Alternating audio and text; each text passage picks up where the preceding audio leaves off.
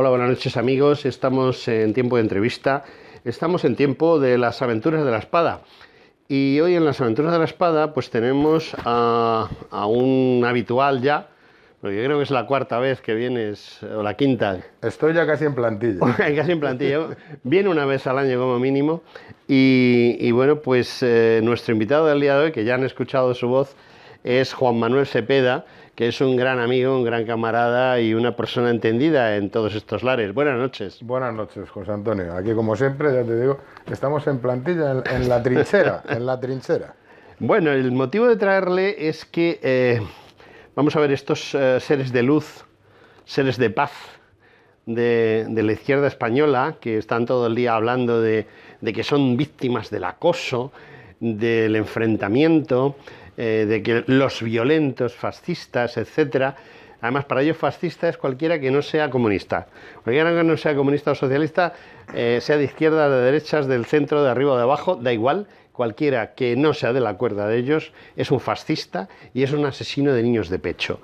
Y bueno, pues hemos traído aquí a Juan Manuel porque Cepeda es un hombre que conoce muy bien la historia de España y conoce muy bien precisamente el que estos seres de luz tan pacíficos y tan amables, pues está demostrado, y los muertos lo avalan, que no eran tan pacíficos, ¿no? Que no eran tan pacíficos. Ni tan seres de luz, ¿no? Exactamente. Vamos a partir de dos premisas. Una es antes de julio de 1936, en los cuales los socialistas, bueno, desde el momento en que el señor Iglesias, no el Coletas, el otro Iglesias, el otro funda el Partido Socialista, se convierten en verdaderos agresores violentos. ¿Y por dónde quieres tú empezar a arrancar? ¿Qué es lo que nos quieres comentar? A mí me hace...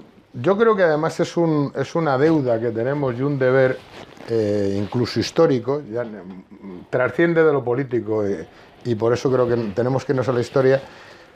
Máxime teniendo en cuenta que ya está en tramitación la nueva ley de memoria democrática, que viene no a sustituir, viene a complementar lo que era la ley de memoria histórica de hace unos pocos años. ¿Por qué? Porque en esa ley de memoria histórica, auspiciada por el amigo Zapatero, claro, les quedaron lagunas. Entonces, en esas lagunas que les quedaron, pues no sabían cómo ilegalizar, por ejemplo, la Fundación Francisco Franco, no sabían cómo meter mano a partidos políticos legalizados, véase la Falange, y entonces, claro, pues alguien debió pensar, no, es que esta ley al final no nos vale para lo que la hemos creado.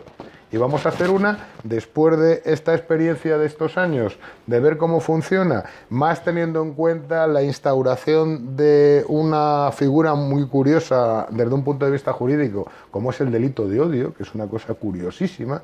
El delito de odio, yo que soy abogado en ejercicio, ya lo dije desde el principio, desde que entró en el Código Penal, es un cajón desastre, aquí vale todo. Pero es un delito creado para lo que lo han creado, que está muy claro, y creo que con eso no hace falta decir más. Bien, pues en esta nueva ley de memoria democrática, que insisto, está ya en su tramitación parlamentaria y que no dudo lo más mínimo que la van a aprobar, incluso esta nueva ley ya viene con recomendaciones y supervisiones de grandes juristas, entre ellos del Consejo General del Poder Judicial, donde les han dicho que hay que hacer esto, que si no, luego los peligrosos fascistas se pueden escapar del ámbito de esta ley. ¿Qué es lo que va a penar? Pues va a penar, lo que quieren de alguna manera es cambiar la historia, con un ánimo claramente revanchista.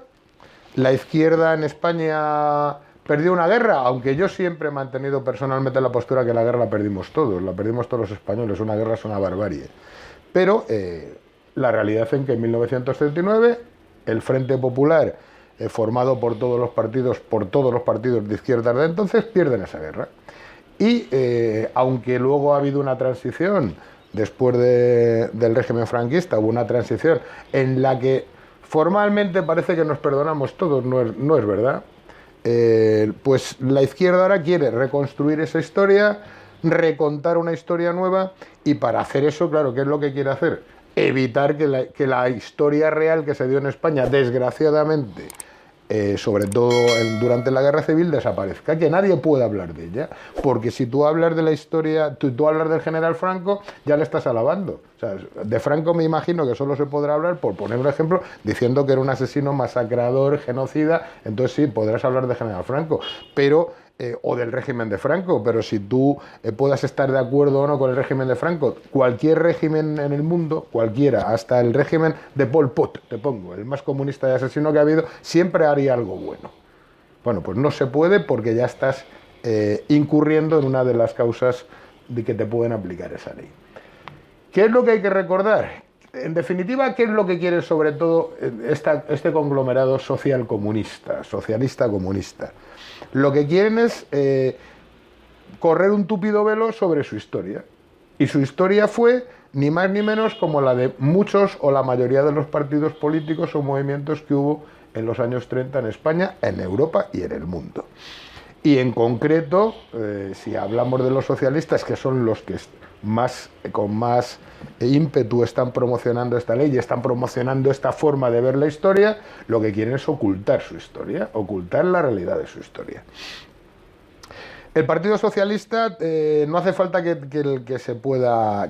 tengamos que contarlo, ahí están los libros de historia. Afortunadamente parece ser que si hablas de Pablo Iglesias y de sus intervenciones entonces, creo que eso no está penado y podrás contarlo. Además estará en el diario de sesiones, estará en el diario de sesiones y está en los libros de historia. Lo que sí va a estar complicado de contar es qué es lo que hacía el Partido Socialista, pues por ejemplo a partir de 1933, a partir de que la CEDA gana las elecciones con el Partido Radical, con Lerroux, y a pesar de ser el partido más votado, le dicen, tú no puedes entrar en el gobierno, que lo lleve Lerroux, porque no le mangoneamos, pero tú no puedes entrar en el gobierno a pesar de haber ganado las elecciones. Hasta que, claro, ellos las ganan luego en febrero del 36.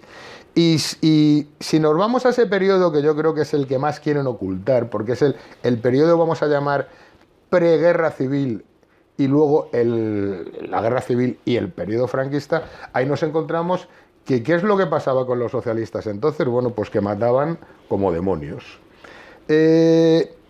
Para ser justos, y como siempre hemos hecho en los programas anteriores, ciñéndonos o concretando en la historia de la Falange, en ese tiempo, para ser justos, yo nunca me ha gustado decir asesinaban, por una sencilla razón, porque cuando tú escupes al cielo, luego te suele caer encima. Entonces, nos encontramos en un momento, en un periodo de la historia de España, en donde la mayoría de los partidos políticos tienen sus milicias paramilitares, es decir, el Partido Comunista tenía sus milicias, el Partido Socialista tenía sus milicias, la CEDA tenía sus milicias medio escondida, pero eran sus juventudes, que eran las JAP. Renovación Española tenía sus milicias. El Partido Nacionalista Español tenía sus milicias, que eran los Legionarios de España. La Falange, por supuesto, tenía sus milicias. La tradición, es decir, los monárquicos tradicionalistas tenían sus milicias, que era el requeté. Es decir, nos encontramos en un momento, un periodo de la historia de España en que, desgraciadamente, la política ha dejado de hacerse en los mítines, en el Parlamento y en los teatros, y desgraciadamente ha pasado a las calles. Y ha pasado a las calles no precisamente con buen fin. Es decir, se pasa a la violencia. Hay una espiral de violencia que empieza a crecer y los socialistas, sobre todo, cuando nace la Falange en el 33, lo que piensan es que la Falange es el auténtico fascismo nuevo español. Es decir, igual que había un fascismo en Alemania, que era el partido nazi, igual que había un fascismo en Italia, que era el fascismo genuino de Mussolini. En Hungría, en Rumanía, en todos los países de Europa. En toda Europa había, menos en España. En España había un partido, podemos llamar prefascista, pseudofascista, que era el Partido Nacionalista Español, del doctor Albiñana, con muy poca implantación. Prácticamente los legionarios de España pues eran unos pocos cientos, tenías una pequeña implantación, sobre todo en Burgos, pero no había un partido fascista, vamos a llamar, en condiciones. Y por supuesto, lo que podemos considerar como precursor son las JONS de Ramiro Ledesma, pero eran también grupitos sobre todo de estudiantes, que empiezan a tener una pequeña introducción en la Universidad de Valladolid y en la de Madrid y poco más. Pero con la creación de Falange Española, pues sobre todo en base al carisma y a la personalidad de José Antonio Primo de Rivera, ya empieza a hacer, aunque seguía siendo un partido absolutamente minoritario, pero empieza a tener más relevancia. ¿Por qué? Porque José Antonio es un tipo muy conocido en la España de entonces, es el hijo del dictador, es un abogado de reconocido prestigio, es un buen orador. Al principio la propia derecha, los propios monárquicos alfonsinos piensan utilizarle para utilizar esa milicia, ese partido que él monta, vamos a llamar como la guardia de la porra de la derecha. José Antonio no se deja, es decir, empieza a tener una relevancia política. Y esa relevancia política, las izquierdas dicen, ojo, estos son los verdaderos fascistas. Es decir, tú verás, y solo hace falta ver ese repaso a esa España del 33 al 36, atentados contra jóvenes de la CEDA hay muy poquitos, es decir, y las JAP tenían las Juventudes de Acción Popular, que eran las Juventudes de la CEDA, lo que podía ser ahora un partido popular un poco más radicalizado, había miles, o sea, era una fuerza potentísima, pero había miles, pero a la izquierda eso no le preocupaba, a la izquierda le preocupa la entrada en el juego político de un movimiento que ya no es un partido de la antigua usanza, que es un movimiento casi de milicia, que es la Falange. Y centran su atención en la Falange. Y la prueba evidente es que prácticamente desde el mismo momento de la creación de Falange, el objetivo está puesto no solo en defenestrarla políticamente, sino en defenestrar personalmente a sus militantes. Voy a dar un primer dato que es muy curioso y luego veremos por qué se produce. Desde el momento de la fundación de la Falange hasta el 18 de julio del 36, que todos sabemos es el día del alzamiento nacional, caen muertos aproximadamente. Hay una divergencia entre historiadores. Aproximadamente la cifra va entre 103 y 108 caídos de la Falange, muertos a manos de izquierdistas. De esos, insisto, Cristóbal Córdoba, que es el mayor especialista como historiador en esto, tiene un libro súper conocido que se llama De cada 4 cayeron 3, él lo cifra en 103, yo he encontrado 2 caídos más que no están, hay otro que dice 106, pero para que nos entendamos, entre los 103 y los 110 son los números reales de los caídos de Falange en enfrentamientos o en atentados antes de la Guerra Civil. Bien, de esos 103, un 75% son a manos de militantes socialistas. O sea, eso que es ese mito de no, a los falangistas los mataban los comunistas, es mentira. O sea, muertos a manos de comunistas puede haber un 15-18% muerto a manos de anarquistas. Y cuando digo a manos, insisto, te iba a hacer esa pregunta. Insisto, a manos en enfrentamientos o en atentados personales. Sí, sí. De anarquistas no llega a un 5%. Es decir, curiosamente la Falange y la CNT-FAI prácticamente no tuvieron enfrentamientos antes de la Guerra Civil. Es decir, mucha gente dice, porque creo que es una versión equivocada, bueno, estoy seguro, que porque había muchas analogías, sí, la Falange como en su parte social cree en el sindicalismo, la CNT también, pero todos esos bulos que luego se han contado, no es que José Antonio se reunía con Diego Abad de Santillán, el jefe de la FAI, no, eso es mentira. Y esos acercamientos entre Buenaventura Durruti y José Antonio, eso es totalmente incierto. Ahí creo que hemos contado esa anécdota. Es verdad que un hermano de Buenaventura Durruti, al cual luego lo fusilan las tropas franquistas, milita en Falange, es militante de la Falange, y el propio José Antonio le avala para entrar en Falange, y en plena guerra le acusan de ser un espía, le acusa el propio Ejército Nacional, le acusan de tener los ficheros de Falange y pasárselos, y lo fusilan en un consejo de guerra. Bueno, pues el propio hermano, que es Marciano habla con su hermano Buenaventura y le dice: Buenaventura, tienes que hablar con José Antonio, tenemos muchas cosas en común. Y Buenaventura le coge del cuello y le quiere a su propio hermano ahogar. O sea, no es verdad. Sí es cierto, lo único que hay cierto de posibles concomitancias entre la Falange y sobre todo la FAI más que la CNT es, primero, hubo, no me atrevo a decir bastantes, pero sí hubo dirigentes de la CNT y la FAI que se pasaron a la Falange, que luego cuando acaba la guerra, desgraciadamente, sus antiguos compañeros dieron buena cuenta de ellos y en muchos casos de forma muy peculiar, y cuando... Sí. Nos entendemos lo que estamos hablando decir. de violencia Sí, fuera de tono. Exactamente. Tampoco, insisto, no me atrevo a decir que fueron muchos, pero sí fueron significativos y además con un peso importante. Nicasio Álvarez de Sotomayor, Guillén Salaya, Camilo Olcina, o sea, incluso con jefes de sindicatos. Camilo Olcina era el secretario del sindicato de la Marina Mercante, la CNT, o sea, no eran militantes de base. Sí hay algún trasvase y luego lo que sí es cierto que en Cataluña, sobre todo por Luis Santamarina, el famoso y más que famoso escritor y militante falangista, tienen contactos con gente de la FAI. Tienen contactos con gente de la FAI. José Antonio se reúne con Ángel Pestaña, ya una vez que Ángel Pestaña se ha salido de la FAI y ha montado el Partido Sindicalista, se reúne con él, y eso está histórico, yo lo he demostrado históricamente, en un restaurante de Barcelona, en las afueras, cerca de donde está ahora el parque de atracciones. Se reúne y sale, y José Antonio sale, no cabreado, pero sale diciendo, joder, si es que lo que nos pide es dinero. Dice, bueno, nos va a pedir dinero. Bueno, o sea, pedía como, bueno, pues podemos hacer colaboración, pero claro, se pensaban que José Antonio debía ser millonario, que la Falange... Era el mismo mito después, ¿no? La Falange, un grupo de señoritos, condes, duques, todos millonarios, y les querían sacar el dinero. Bueno, pues salvo eso, no era cierto. Lo que no era cierto de ninguna manera.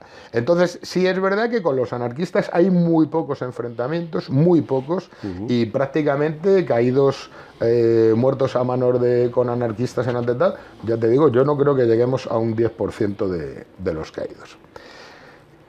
¿Qué nos lleva a que el peso verdadero, el enemigo verdadero de la Falange en las calles era el Partido Socialista, y el Partido Socialista sobre todo personificado por sus juventudes socialistas? Es decir, las juventudes socialistas eran la parte, por la propia condición de ser joven, más radical, la parte que estaba más influenciada no por Indalecio Prieto sino por Largo Caballero, la parte más radicalizada, la parte que cuando el Partido Comunista decide quedarse con el Partido Socialista son las juventudes comunistas, con un submarino que tiene que se llama Santiago Carrillo, entran en las Juventudes Socialistas y montan las Juventudes Socialistas Unificadas, sí, que lo que es al final es que las Juventudes Comunistas se apropian y dirigen lo que era el gran partido, el gran grupo que eran las Juventudes Socialistas, que eran miles y miles y miles.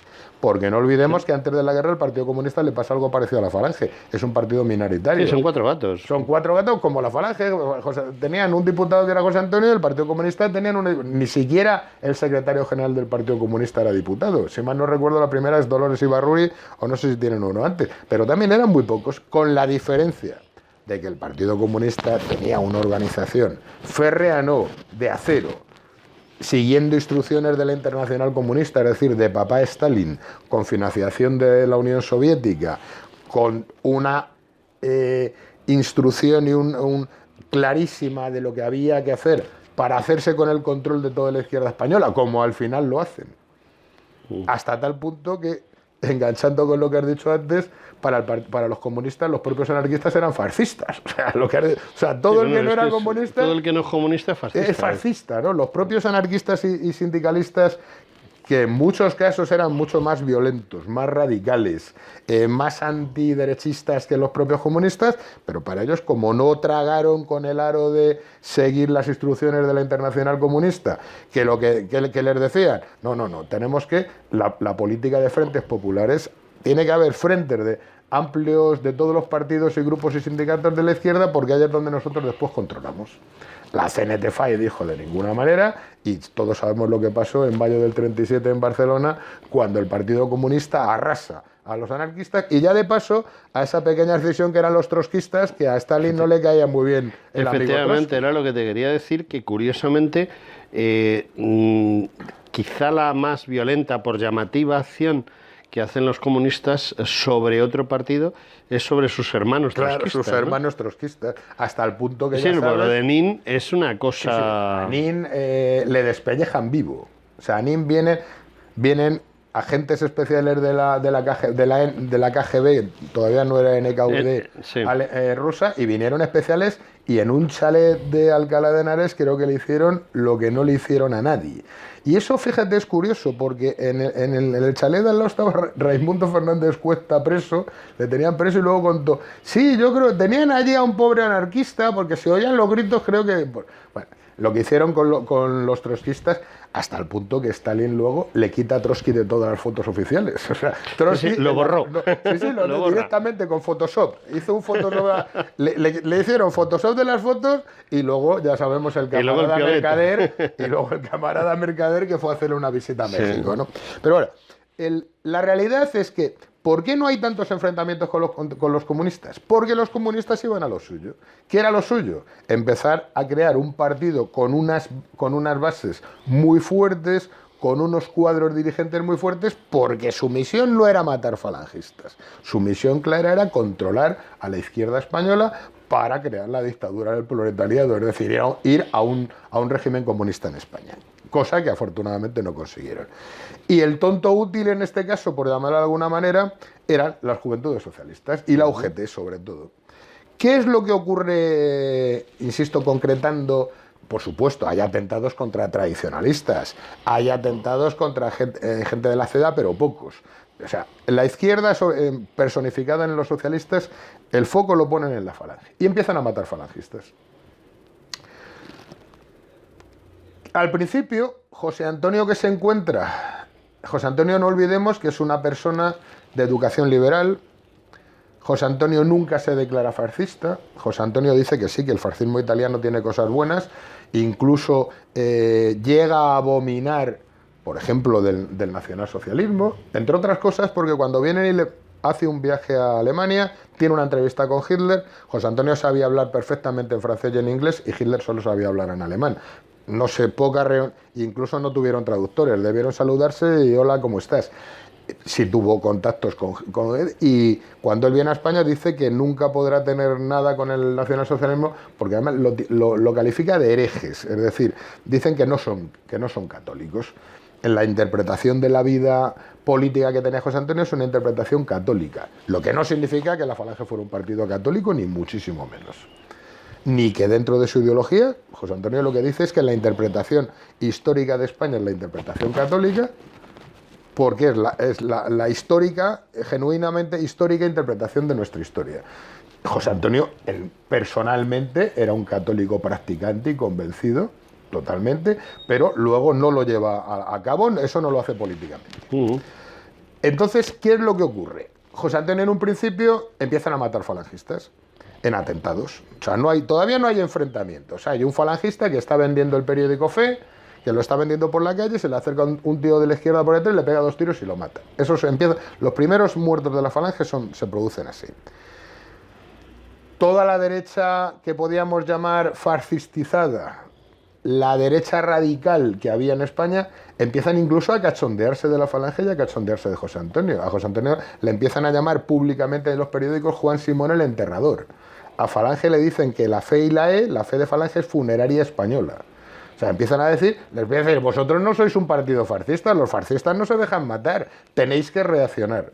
Y José Antonio se niega porque dice que el movimiento que él ha creado no es un movimiento para matar a nadie, no son un grupo de gángster, ni su pretensión es esa. A pesar de eso, no olvidemos que José Antonio, sus primeros colaboradores, en gran parte son militares que habían apoyado a su padre, al general Primo de Rivera.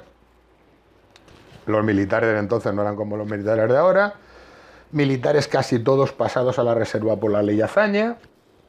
Claro, lo que luego se llama históricamente la Falange de la Sangre, que era Ansaldo, que era Groizar, tíos mayores, más mayores que José Antonio, bragados. Ansaldo era un gran piloto, Groizar tal. Y entonces le empiezan a decir que hay que responder. Propios dirigentes de alto rango de la Falange, como por ejemplo Pepe Sainz, el jefe de Toledo, les dice: jefe, nos vamos a dejar matar como ratas. O sea, no entienden, la gente se descoloca.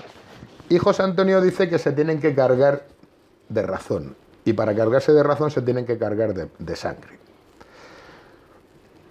En ese caminar, a las izquierdas le da igual. Las izquierdas siguen, sobre todo en ese caso los socialistas, siguen matando falangistas.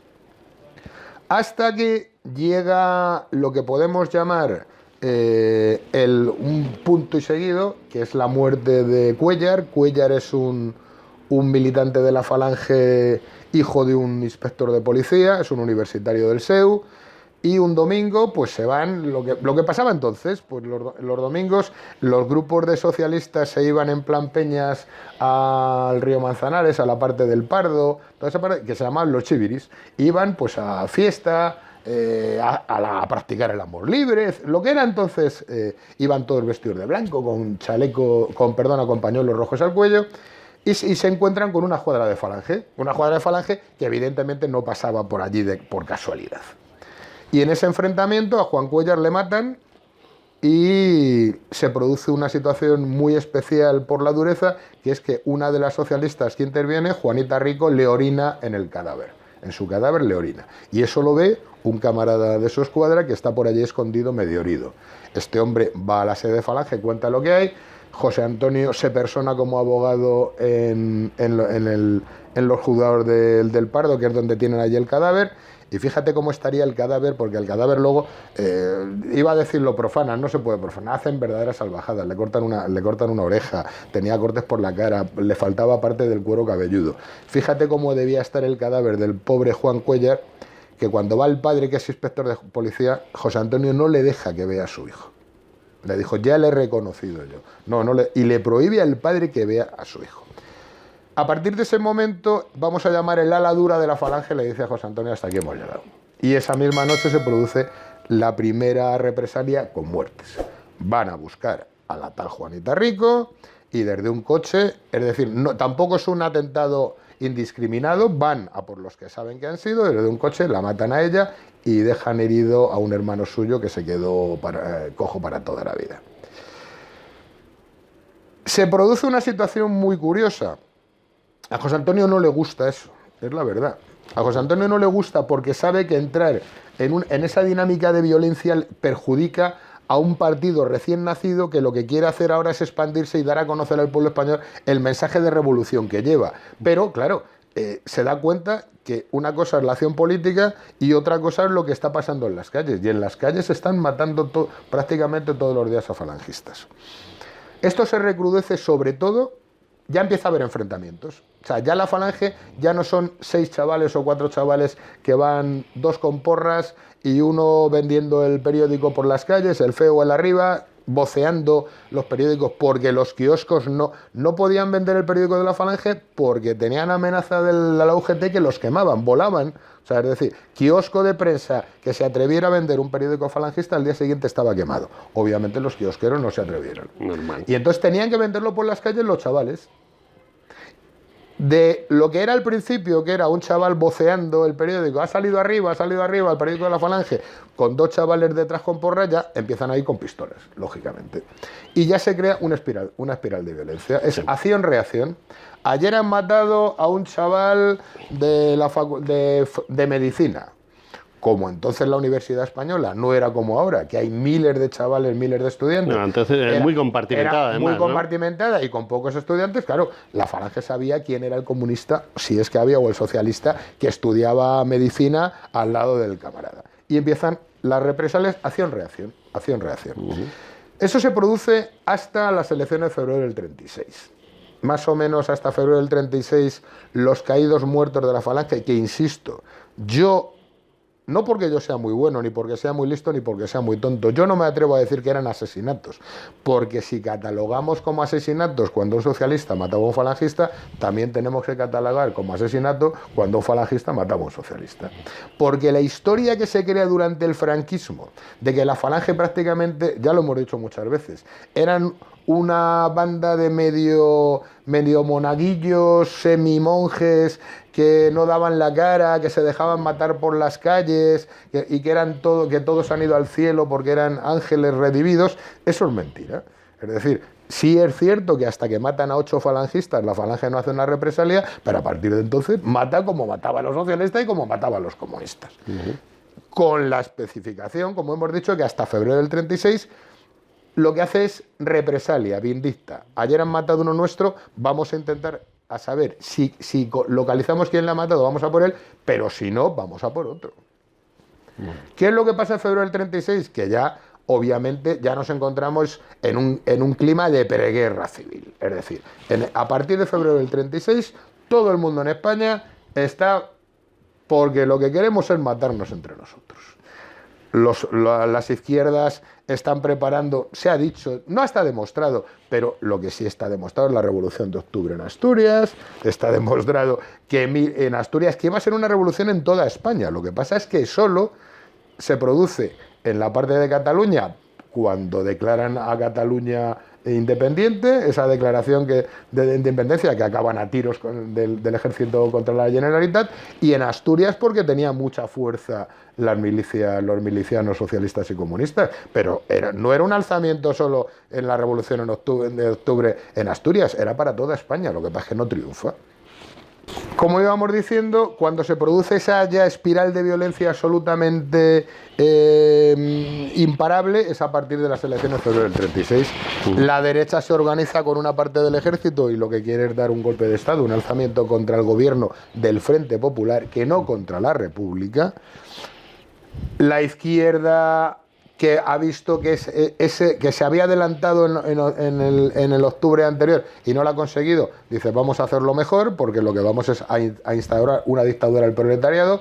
Son declaraciones de los propios líderes socialistas donde dicen no, es que no nos basta con ganar las elecciones, no queremos esta democracia burguesa, queremos una dictadura del proletariado. O sea, ya avanzan hacia y ante esta situación la Falange se ve entre dos fuegos y obviamente opta por sumarse a lo que José Antonio en aquel momento cree que es lo más perjudicial contra España, que es lo que él llamaba la invasión de los bárbaros. ¿Qué era la invasión de los bárbaros? El comunismo, esa llegada del comunismo en base a la dictadura del proletariado. A partir de febrero del 36 todo se agudiza, empieza a haber los tiroteos, los enfrentamientos por toda España, porque antes si quieres era más en las grandes capitales, en algún pueblo, pero ya empiezan a producirse por toda España, ya entran en juego, por ejemplo, la CEDA, que es el partido de derechas, si quieres, es lo que llamamos ahora la derechita cobarde, pues se amilana, y entonces la juventud de la CEDA, que eran las JAP, que eran chavales, si quieres decir, con más arrestos, cuando ven que no están racionando, hay un trasvase de las JAP a Falange, porque se dan cuenta que el único grupo que está enfrentándose con las izquierdas en las calles a tiros es la Falange.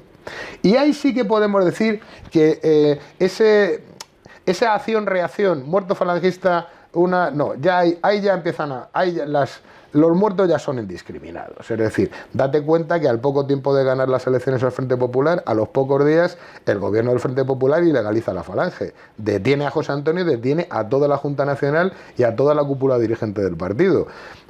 Si bien José Antonio desde marzo, que está detenido, hasta junio está en la cárcel Modelo y más o menos también está demostrado, sigue teniendo un control sobre la Falange porque tiene miles de visitas en la cárcel Modelo, etcétera, etcétera, pero no es lo mismo José Antonio en la calle que José Antonio en la cárcel. Hay las milicias, todas las sedes de Falange se cierran y las milicias empiezan a trabajar lo que podemos llamar, sobre todo lo que era el SEU, que era la parte más potente. La parte más potente de la Falange eran los estudiantes universitarios. Prácticamente yo le calculo que debían ser el 80% de la militancia falangista.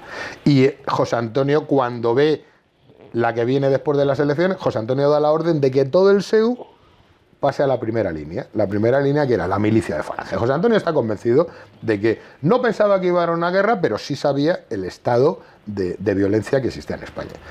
Con todo el SEU en la primera línea, es decir, prácticamente abandonan, porque no tienen otra, abandonan la política universitaria, abandonan los periódicos porque se los cierran, no tienen locales donde reunirse y entran en la clandestinidad. Es decir, la Falange a partir de febrero del 36 prácticamente actúa de forma clandestina y de forma clandestina, como siguen matando falangistas, la Falange empieza a matar. Y ya empieza a matar, vamos a llamar ya no con ese concepto de acción, reacción, revancha, no, ya están están en guerra civil. Están prácticamente en una preguerra civil y hay muertos por las calles todos los días. Y en ese momento ya José Antonio, hace tiempo atrás, se ha desprendido de esos militares primorriveristas que en un principio le aconsejaban. entre otras cosas le aconsejaban volar la casa del pueblo, o sea, incluso lo llegaron a hacer. Estaba la dinamita abajo en los cimientos de la casa del pueblo en la calle Piamonte, y José Antonio, cuando se entera, lo prohíbe rotundamente. De todos esos ya se ha desprendido, y ahora lo que podemos llamar la milicia de la Falange son los jóvenes universitarios. Los jefes de milicias de Falange, los jefes de Centuria de Madrid, eran chavales con 20 años, 22 años como mucho. Mal armados, es decir, pocos contactos tenían, hubo alguna compra de armas, pero poco. Armas que les daban los oficiales del ejército simpatizantes de la Falange, en su mayoría alféreces, tenientes y como mucho capitán, es decir, oficiales jóvenes. Mal armados, pero están ya en estado de preguerra civil. En ese momento es cuando más caídos mueren de la Falange. Ahí es cuando, desde febrero hasta julio del 36, cuando mueren muchísimos. Y posiblemente los últimos días de julio, es decir, entre el 12 de julio, entre el 10 y el 18, ahí yo estoy convencido que, aunque muchos hemos estudiado y ha habido grandes historiadores que han visto, yo creo que muchos se escapan, porque era imposible saber. En aquellos momentos tú coges un periódico nacional y es que ves que hay muertos en todos los sitios, pero ya no en capitales de provincia, en pueblos. O sea, el coger un periódico del 15 de julio en España, el caso era un tebeo de niños para ver lo que ocurría. En definitiva, el Partido Socialista, que ahora quiere ocultar toda esa historia, tenía dentro de su organización, sobre todo, se llamaba la Motorizada. La Motorizada era un grupo, una especie de milicia socialista, que le llamaban la Motorizada porque en un principio iban en motos, y que prácticamente eran los guardaespaldas de Indalecio Prieto. Tenían la Motorizada, como vamos a llamar milicia para desfilar, pues iban todos con cascos, tal, no sé cuánto, pero realmente ellos tenían sus milicias, que eran de las Juventudes Socialistas en su gran parte y obreros de la UGT, que eran los que mataban. El Partido Comunista tenía lo mismo. Además, los dos crean luego unas milicias que las instruyen oficiales del ejército en activo, es decir, la famosa muerte del teniente Castillo, que es la que, como consecuencia de que matan al teniente Castillo, esa misma noche matan a Calvo Sotelo, líder de la oposición. Imagínate, como si... Sí, hoy en día vos sería Santiago Abascal. Sí, algo así. Bueno, pues el teniente Castillo era un teniente de la Guardia de Asalto y estaban activos. Sí, de la Policía Nacional. De la Policía Nacional, ¿de qué nos podemos decir ahora? ¿Y qué hacía en sus ratos libres? Pero así, con descaro absoluto, se llevaba a 100 tíos de las Juventudes Socialistas a la casa de campo y les enseñaban a disparar, les enseñaban el manejo de armas largas, armas cortas, les enseñaban incluso orden cerrado. Es decir, las milicias del Partido Socialista, junto con las comunistas, que eran las MAOC, tenían instructores militares y luego desfilaban. Es decir, hay una filmación del 1 de mayo del 36 desfilando las milicias por el Paseo de la Castellana y ver formaciones enteras con, por ejemplo, los comunistas no llevaban camisas rojas, los comunistas llevaban camisas azul celeste, azul clarito. Y los ves desfilando con trinchas, como la típica foto que dicen los fascistas de la Falange, que se les ve con correajes. Los comunistas iban igual, los socialistas iban igual, desfilando en formaciones cerradas, marcando el paso, con sus banderas, con sus instructores. Es decir, ¿qué es lo que se produce en esa época? Pues se produce lo que después, desgraciadamente, acaba en una guerra civil. Claro, estamos hablando de los caídos de la Falange, estos 100 y pico, entre la fundación y el 18 de julio. Si nos atrevemos, sin dar cifras, que no me atrevo a dar cifras, ¿qué es lo que pasa el 18 de julio? El 18 de julio prácticamente España se parte en dos y los falangistas que caen en zona roja, te puedes imaginar, o sea, es que no duran ni un día. Sí, no me puedo imaginar. Bueno, no te puedes imaginar. En mi familia cayeron varios. Es que eran, y ya no es el somos de las Juventudes Socialistas de tal pueblo y sabemos que hay 2 estudiantes falangistas. No. O sea, eran en ciudades, en pueblos, en universidades, en todos los sitios donde no triunfa el alzamiento, las matanzas son, o sea, de carácter, porque dicen Paracuellos, sí, Paracuellos es una de las grandes matanzas, porque cuantitativamente es donde más gente llevan, pero es que Paracuellos en España hubo miles, pequeños Paracuellos, y además de la forma, o sea, no se contentaban con fusilar, o sea, eran quemados vivos, mutilados, o sea, de todo lo que nos podamos... Mira, todos sabemos que el español por naturaleza es un poco cabroncete. Bueno, pues si encima siendo un poco cabroncete, que eso cuando las páginas épicas de la historia de España es porque tenemos ese gen, porque cuando tenemos que hacer una hazaña la hacemos, pero cuando también nos ganan los instintos más bajos, ojo con el español. Te digo, hicieron, y además ahí sí que el falangista era el objetivo claro en cualquier pueblo, en cualquier ciudad. Y como además en España, insisto, las pequeñas capitales de provincia, los pequeños pueblos, todo el mundo se conocía, no había escapatoria. O te habías escapado prontito o adiós. Sí. Y fue muy raro gente que fueron detenidos. Por ejemplo, un caso muy curioso es el de Luis Santamarina. Luis Santamarina, que entonces ya era un escritor muy reconocido, un intelectual muy reconocido en España, sobre todo en Cataluña. Su militancia falangista era indubitada. Él es el que dirige el alzamiento de la falange en Barcelona al mando de menos de 100 falangistas. Cuando se rinden, no se rinden ellos, se rinden las fuerzas militares, ellos no pueden, le cogen preso y él siempre tiene una cosa muy curiosa, él en su camisa azul llevaba un emblema que eran 3 calaveras, porque él tenía 3 penas de muerte durante la guerra civil, le juzgan y 3 veces le sentencian a muerte. Y no le fusilan gracias a sus amigos de izquierdas, incluso separatistas catalanes, que le tenían en gran aprecio, y él salva la vida, pero es un caso extraordinario. Es decir, posiblemente porque en la parte de Cataluña todos sabemos que el comunismo en Cataluña precisamente no era la fuerza más poderosa ni predominante, pero vamos, si Luis Santamarina en vez de que le toca en Barcelona, le pillan en Albacete, y vamos, no te dudes que ni amigos escritores ni amigos de nada, le habían fusilado a la media, vamos, no le habían llevado ni a consejo de guerra. Entonces, ¿qué nos encontramos? Pues con una falange absolutamente destrozada. Pero destrozada en sus militantes, destrozada en sus jefes. Es decir, los jefes más conocidos, dirigentes más conocidos, Onésimo Redondo, Ramiro Ledesma, José Antonio Primo Rivera, su hermano Fernando, Julio Ruiz de Alda, ninguno, mueren todos los primeros días, todos. Onésimo Redondo muere en acción de guerra, es decir, a mí me hace mucha gracia cuando dicen asesinaron a Onésimo Redondo. No, Onésimo Redondo no lo asesinan, Onésimo Redondo muere en una acción de guerra, en una guerra. Claro, si todos los muertos en una guerra son asesinados, pues evidentemente todos los que combaten una guerra son asesinos. Yo creo que no, tenemos que tener mucho cuidado con el lenguaje. Toda la cúpula de primer nivel de la falange desaparece. Incluso los mandos de un segundo nivel, mandos provinciales, mandos territoriales, jefes de milicias, la mayoría, por no decirte casi todos, mueren porque la falange donde tenía predominancia, sobre todo en Madrid. En Madrid sabemos lo que ocurre. Madrid y Castilla, básicamente, ¿no? Pero en Madrid sabemos lo que ocurre. Sí, la mayoría, sí. Claro, ahí es donde la falange yo le calculo que la falange a nivel nacional, casi el 60% de la militancia estaba en Madrid. Y tampoco eran tantos, ¿eh? Sí, porque esto ya lo hemos hablado tú y yo otras veces, no eran tantos. Y estamos hablando en torno a unos cuantos miles. Unos pocos miles, diría yo, unos pocos miles. Estamos hablando por debajo de los 10.000. Sí, no, 5, por supuesto, por supuesto. Yo le calculo que a febrero del 36...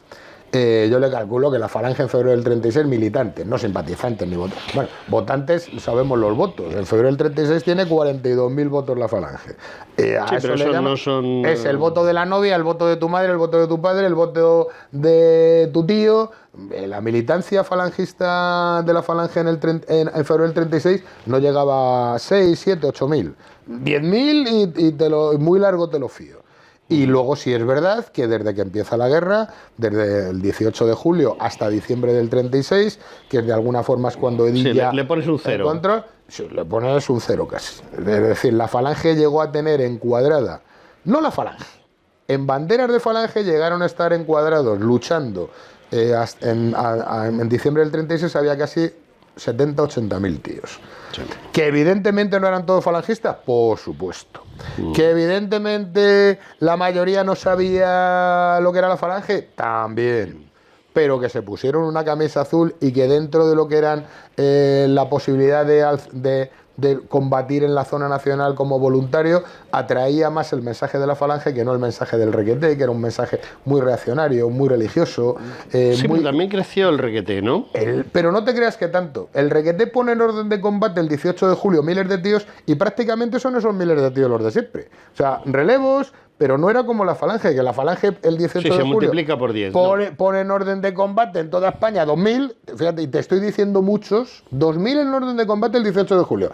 Pero es que eso se multiplica, es una barbaridad, porque por lo que te digo, porque en los banderines de enganche de voluntarios era mucho más atractivo un cara al sol, fíjate, te digo, una camisa azul, el tuteo. Era mucho más atractivo incluso para un joven que no tuviera muchos conocimientos políticos, que no un movimiento que incluso se veía ya carca, entonces ultra religioso, además que solo tenía predominancia en parte del País Vasco, en Navarra, algo en Cataluña y un poquito en Andalucía. O sea, ya en aquel entonces, que era monárquico por encima de todo. La Falange en un principio no se decanta, no dice si es monárquica republicana, porque a José Antonio no le interesaba. Y entre otras cosas porque al principio tiene una financiación de los monárquicos alfonsinos. Pero era mucho más creíble y el mensaje era mucho más asumible, el de justicia social. Los requetés no tenían un mensaje de justicia social. La Falange sí lanza ese mensaje a los obreros, lanza ese mensaje a los labradores. Y sí es verdad que pone en orden de combate casi 100.000. Lo cual no significa que había 100.000 falangistas. No, ni mucho menos. Lo que sí es, has tocado un punto que es llamativo. Hay gente que está diciendo, ahora mismo muchas personas dicen que hay una similitud entre la situación en la República, la Segunda República y la situación actual. Pero la diferencia está en que, si bien la Falange tenía una entidad realmente social, es decir, había una ideología social que era muy importante, ahora mismo no existe eso en ningún partido. No existe en ningún partido. Que es quizá lo que le falta, hace falta alguien que verdaderamente sea social, porque alguien que sea patriota, alguien que sea patriota y además social. Alguien que crea en la unidad de España y también crea en que no puede haber trabajadores explotados trabajando de forma precaria. Alguien que siga creyendo en la grandeza y en la historia de España, pero que a la vez diga que es absolutamente injusto e inmoral el precio de la luz. Es decir, esa concomitancia que al fin y al cabo no hay nadie. No hay nadie. Esa figura, lo que podemos llamar esa simbiosis entre lo bueno de la derecha y lo bueno de la izquierda, que yo ya creo que no existe ni derecha ni izquierda. Yo también, estoy de acuerdo contigo. Pero lo que podemos decir, facilitando mucho para que se nos entienda, esa simbiosis entre lo bueno de derecha e izquierda, no hay nadie. O aquí, en España, hoy, incluso los propios socialistas tienen de socialista. Yo soy más socialista que muchos socialistas. No, la mayoría de los socialistas lo que son los oportunistas. Exacto. Pero nos estamos desviando del tema, pero es un tema que creo muy interesante consultarte. Y es, en este tema social, esa frase de ni un hogar sin lumbre ni un español sin pan, ¿no crees tú que se va a poner de moda muy pronto? Yo creo que no, y te digo, claro, la similitud entre la España actual y la España de la Segunda República, gracias a Dios, ni se parece. Es decir, estos chicos están haciendo lo imposible para que se parezca. Sí, no, es lo que quieren, pero yo creo que no lo van a conseguir. Y estoy absolutamente convencido. Date cuenta, la España del 36 era una España absolutamente agrícola, era una España sin industrializar, era una España con unos niveles de falta de conocimientos, increíble, que era un 0,2% eran universitarios. Es decir, no había prácticamente, había esa barbarie producida. Es decir, ¿por qué las izquierdas producen esa barbarie incluso a la hora de matar? Por su falta de cultura, porque la mayoría no sabían leer y escribir. ¿Qué es lo que hace la izquierda al principio? Empiezan a quemar iglesias porque les han dicho Mors que la religión es el opio del pueblo. Se cree en eso, que las monjitas iban repartiendo caramelos envenenados para los niños. ¿Por qué? Por la incultura, porque el analfabetismo entonces en España era de una dureza, y luego también no olvidemos que la derecha de España entonces no tiene nada que ver con la derecha de ahora. La derecha de España era la derecha caciquil, que se pensaban que los que trabajaban en sus fincas eran esclavos, que los trataban como tales, etcétera, etcétera, etcétera. Todo eso se ha superado, gracias a Dios, pero que sí es verdad que eso que creíamos olvidados, yo que he sido un historiador de la Falange y he sido un militante de la Falange toda mi vida, yo nunca me había preocupado por estudiar cuántos falangistas murieron antes de la guerra. Y ahora me obligan, me provocan, ahora me obligan porque me dicen, no, es que vosotros fuisteis los únicos que mataron, los genocidas, los asesinos. No, claro. Y ahora, ¿qué es lo que digo? No, un poco. Si vamos a hablar de muertos, vamos a hablar de muertos. Efectivamente. Si vamos a hablar de violencia, vamos a hablar de violencia, pero por todos los lados, ¿eh? No ocultemos la violencia de un lado para luego decir, no, pobrecitos que éramos, los fascistas que mataban a los obreros. O sea, ese cuento ya creo que debe acabar. Juan Manuel, tenemos un problema. Se nos acaba el tiempo como siempre. No se nos acaba, se nos ha acabado. Entonces, yo te emplazo a que vuelvas otro día. Como siempre volveremos. Hemos hablado de la violencia contra la Falange, que quieren ocultarla, darle la vuelta, es decir, los malos convertirse en buenos y las víctimas en verdugos, que es el juego de toda la vida de la izquierda en este país. Desgraciadamente. Darte las gracias.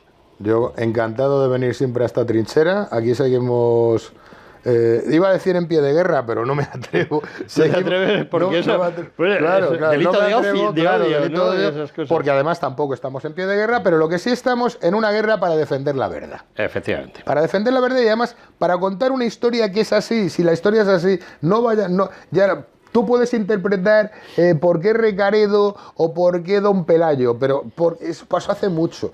Esto ha pasado hace menos de 100 años. Yo he conocido y conozco gente que todavía lo ha vivido, que todavía no se ha muerto. O sea, esto no se puede ocultar, ni se puede manipular, ni se puede malinterpretar la historia, porque entonces si nosotros dejáramos hacer eso, tendríamos una deuda con las nuevas generaciones de españoles que solo les van a contar una parte de la historia. Bueno, amigos, siento tener que despedirme de vosotros porque estaría horas hablando con Juan Manuel, pero Juan Manuel Cepeda y yo pues tenemos un límite y la emisora también tiene un límite de tiempo. Y lo único es deciros que, bueno, estamos encantados, ambos de habernos conocido, como dice aquel. En realidad estamos encantados de estar aquí para aclararos todas esas dudas que podáis tener sobre este tema. Juan Manuel, hasta la próxima. Buenas noches. Y amigos, hasta la semana que viene.